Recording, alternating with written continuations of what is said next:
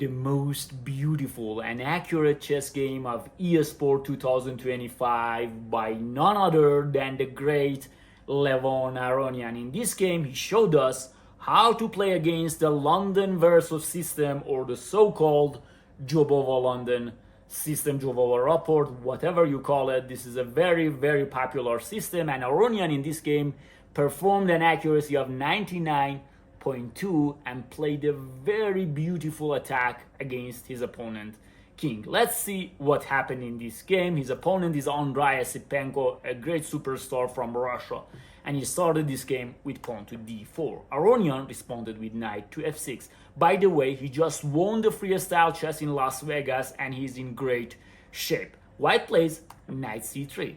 Instead of playing classical chess, playing c4, trying to grasp the center and take control over the center, he just played knight c3, basically wants to play e4. But black says, no, I'm not going to allow you to do so. And now your knight on c3 is dumb. If the pawn was on c4, they were attacking this, but this knight on c3 is limited by this pawn on d5. But white plays bishop to f4, which is London, Veresov, or Jobova Rapport, because Jobova, Badur Jobova, and Richard Rapport are playing this system a lot, so this system is called by their names. So bishop to f4.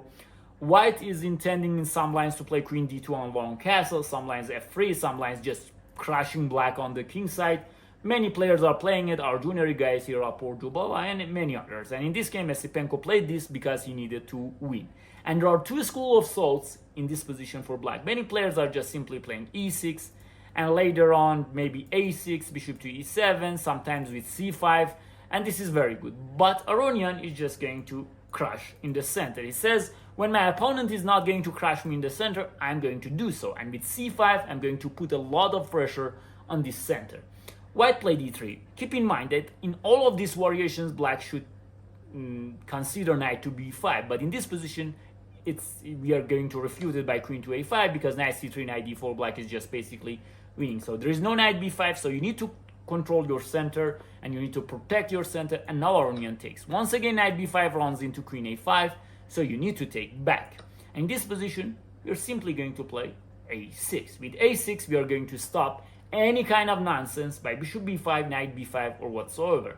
So now we are planning to just play knight c6. But what black achieved by this exchange in the center, exchange of pawns?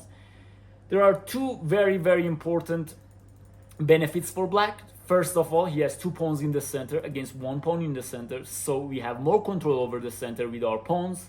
And secondly, we managed to open this C line for our rook, which can be very, very beneficial. Knight to f3, and now knight to c6.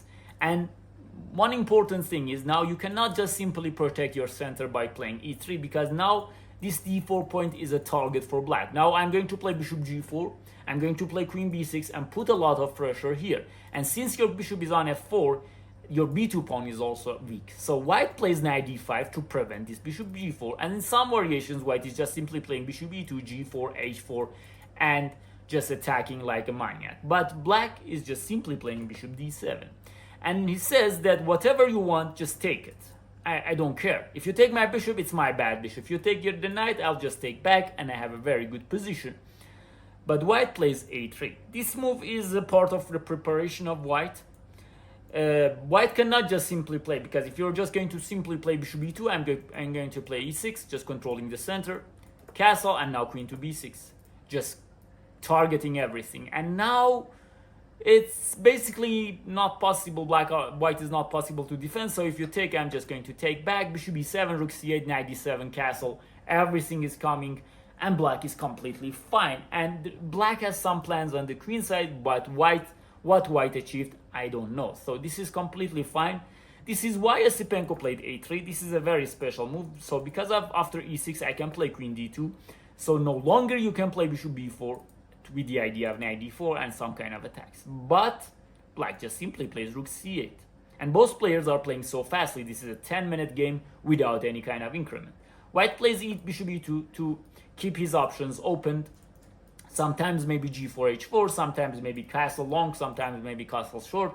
But black says, you're not going to have a very simple life, because after queen b6, both d4 and b2 are hanging. and you need to take action. If you take on c6, I'm welcoming it with bishop takes c6, bishop e7, castle. Black is fine. And if you're going to castle, you're going to see what happened in the game. In this position, Aronian played a very great move, which even Engine doesn't understand it completely. This is queen a5, a very great move, a very fantastic move by Aronian, setting up a trap, which white fell for it, but in this position, there is no good option for white. Black has a very, very strong attack. Bishop takes a3 is coming. Look at this pressure on the white king, and black king is in the center. There is no pressure against it, and black is completely safe. In this position, white should have played king b1, which we will analyze it after we saw the game. But in the game, he just played queen e3 with some ideas, I don't know, which white just wanted to go out of this diagonal and to put his queen in black's king's line, but this is not going to work because black is just simply taking on e5, a great move by Aronian. White is just simply taking back and saying, what is this? Because now your knight has nowhere to go. Where are you going? But black just unleashes a great sacrifice, a great brilliant move by rook takes c3, which is very, very thematic in this kind of positions. If you're going to take back with the pawn, just knight d4, you can resign, bishop takes a3, queen takes a3, no defense, and this is going to lose. So queen takes c3, now I'm going to take, but I can still attack your king even without the queen, because f2 is hanging, c3 is hanging, a3 is hanging, and your rook are very dumb pieces. White, which needs to win in this game, also this plays a factor, he just plays rook d1. So it's the best move, maybe best move in the position. For example, if he plays king b2, knight takes c3, is just playing an ending with a pawn down and a damaged pawn structure. He should lose, but at the best case scenario, he can just draw. And it's not enough for him. He needs to, not here.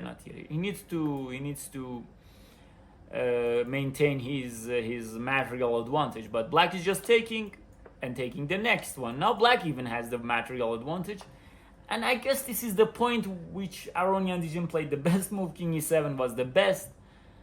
So if bishop g5, we have f6, there is no problem, but he just wanted to put his king in safety, which is completely understandable, and then bringing the rook into the game. Look at black 4 pieces in this position. White pieces are very, very stupid. In this position, he just plays bishop c1. He cannot tolerate this bishop on a3, but it changed its diagonal. Now it's attacking f2. Here, you're teasing the rook, and now bishop to d4. And now in this position, now you cannot play bishop e3. This is very important. If the rook was on e1, you could have played this. But now rook c5 is coming. White plays rook f3, rook c5, and white plays bishop e3. So he wants to exchange the bishops, but Aronian just simply plays the check. And after this, he plays a double check on d1. And after that, white should resign because the bishop is going to be taken, because both knight and the bishop are checking the white's king. This is how he won this game in 25 moves. Very, very stunning for me. Let's go and see the game from the beginning. We have d4, knight f6, London, Veresov, Rapport, Jobava, and now c5, attacking this center. And now white had to play like this. And after knight c6, I'm very inspired by this opening. And now whoever plays this system against me, I'll just play. This is very simple for black, and black is completely fine.